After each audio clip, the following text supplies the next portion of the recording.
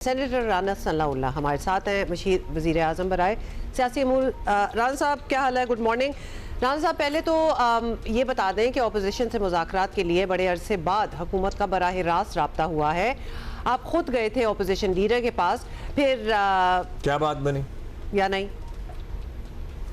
देखें, opposition leader ने पिछले दिनों प्राइम मिनिस्टर ऑफ पाकिस्तान मियां शहबाज शरीफ साहब को एक लेटर लिखा था जिसमें उन्होंने इस बात का जिक्र किया कि बाज़ कॉन्स्टिट्यूशनल पोस्ट जो हैं वो खाली है और उनके ऊपर consultation in between prime minister और लीडर ऑफ द अपोजिशन जो है वो तकाजा है आइन का, कानून का, तो उसके ऊपर जो है वो बात की जाए। तो उस सिलसिले में आज जो है वो सेनेट में हमारे जो अपोजिशन लीडर हैं अल्लामा नासिर अब्बास साहब, उनसे मेरी बात हुई थी। तो उसके बाद फिर उन्होंने इस ख्वाहिश का इजहार किया कि आप अपोजिशन चैम्बर जो है वो तशरीफ़ ले आएँ। तो वहाँ पे महमूद खान अचकज़ई साहब जो अपोजिशन लीडर हैं कौमी असम्बली, वो भी मौजूद हैं।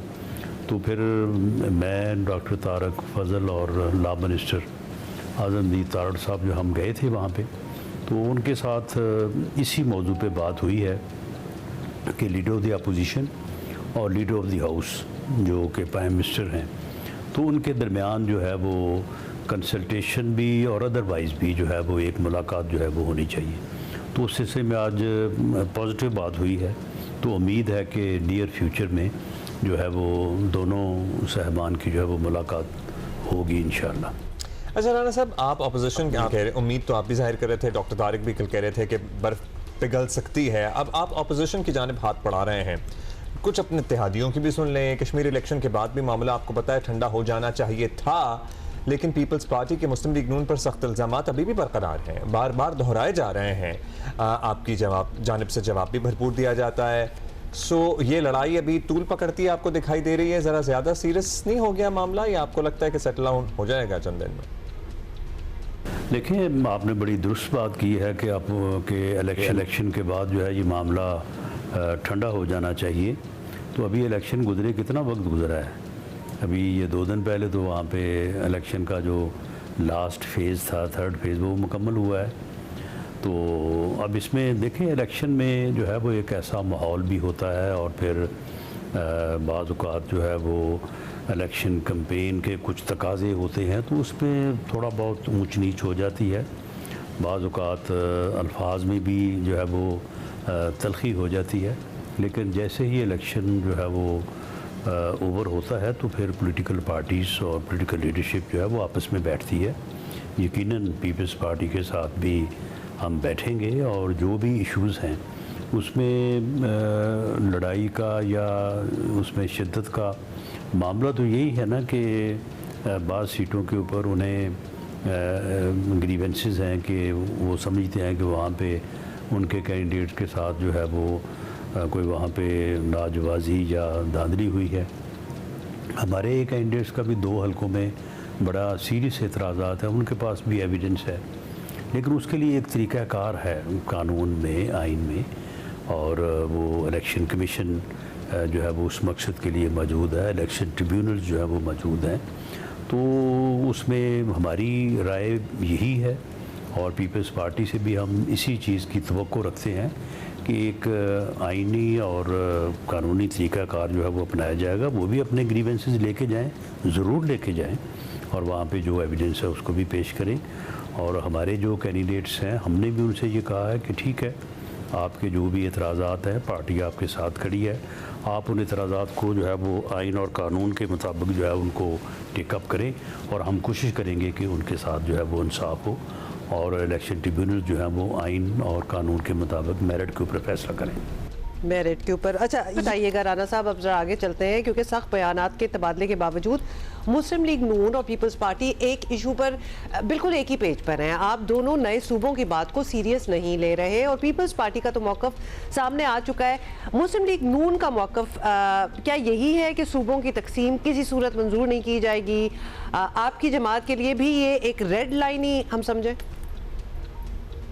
देखिए, किसी भी पार्टी का अगर ये मौक़िफ़ है कि सूबों की तकसीम किसी तौर पे भी जो है वो मंजूर नहीं, तो मैं समझता हूँ कि ये मौक़िफ़ जो है वो गैर आइनी होगा, क्योंकि आइन में बाकायदा जो हमारे बड़े थे जिन्होंने एक मुतफ़िक़ा आइन 1973 का बनाया, तो उसमें आर्टिकल 239 आप उसको देख लें, उसमें बाकायदा एक तरीक़ाकार दर्ज है और आइन इस बात को अलाउ करता है कि सूबों की तकसीम जो है वो हो सकती है।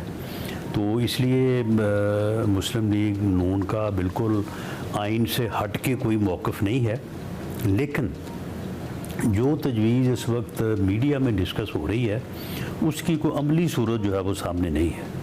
कभी जो है वो 32 सूबों की बात होती है, कभी 6 की बात होती है, कभी 16 की बात होती है, और डिफरेंट जो हमारे मीडिया के दोस्त भी और बाज़ पॉलिटिशियंस भी जो है वो मुख्तलिफ बात जो है वो करते हैं।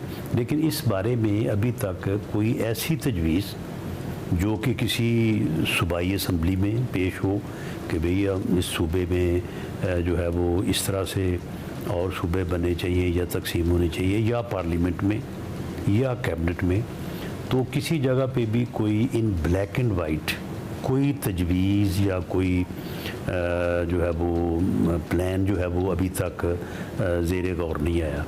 तो अगर कोई ऐसी चीज़ सामने आती है और जिसमें कोई जो है वो वाकई एक ऐसा तरीक़ाकार हो को जो डिबेट के बाद, बहस के बाद मालूम हो कि इससे लोगों के मसाइल जो है वो हल हो सकते हैं, तो PMLN जो है वो किसी भी ऐसी तजवीज़ के ऊपर गौर करने को तैयार है।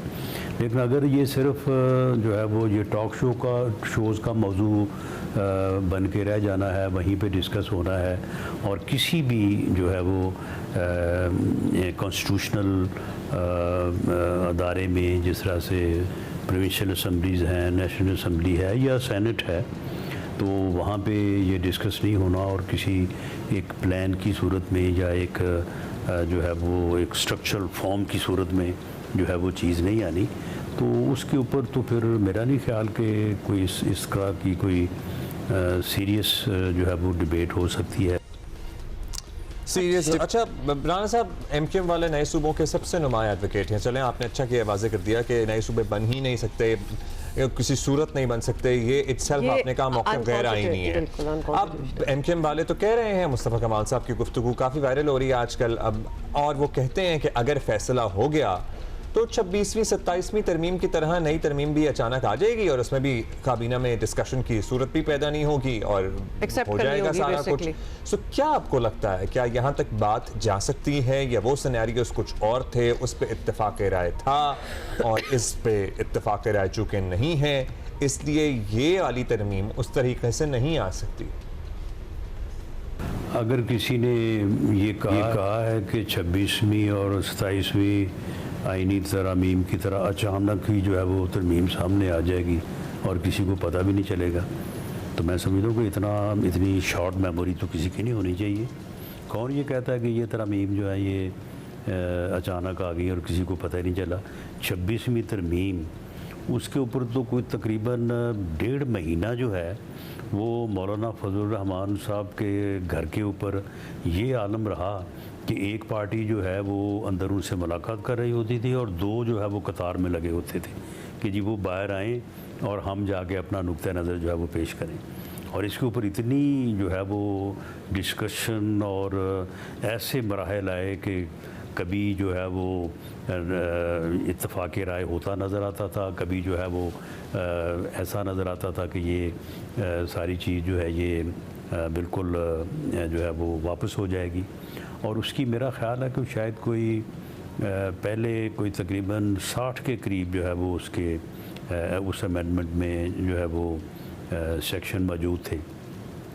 उसके बाद मेरा ख़्याल है कोई 10-12 के ऊपर आ जाके जो है वो इत्तेफाक हुआ। और 26वीं तरमीम जो है ये बिल्कुल, ये कहना कि जी वो अचानक हुई और मुसल्लत हुई, ये बिल्कुल गलत है। और मैं समझता हूँ कि इतनी जल्दी तो सारी चीज़ें जो है वो भूल नहीं जानी चाहिए। उसके ऊपर बड़ी डिबेट हुई और उसके बाद कंसेंसस हुआ और उस कंसेंसस में PTI भी शामिल थी। पीटीआई ने आखिर में मौलाना फजलुर रहमान साहब से कहा कि जी हमारी मजबूरी है, हम वोट नहीं कर सकते क्योंकि खान साहब ने मना कर दिया है, तो आप जो है वो बेशक वोट कर दें। तो उसके बाद फिर माइनस पीटीआई ये इत्तफाक राय से जो है वो 26वीं तरमीम हुई थी। और अब भी कोई अचानक मामला नहीं होगा। सूबे हों या एडमिनिस्ट्रेटिव यूनिट हो या एम्पावर्ड बलदयाती निज़ाम हो, वो इसके ऊपर बिल्कुल डिस्कशन होगी। जो आइनी कानूनी रास्ता है वही अपनाया जाएगा। और डिबेट होना एक जमहूरी मुआशरे का, मैं समझता हूँ कि उसका असासा है, उसकी असास है, बुनियाद है।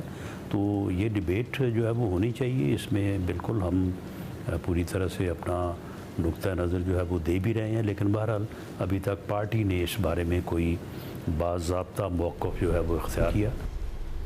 All right, Alright. thank you so much. For your candid opinion, Senator Rana Sanaullah हमारे साथ थे।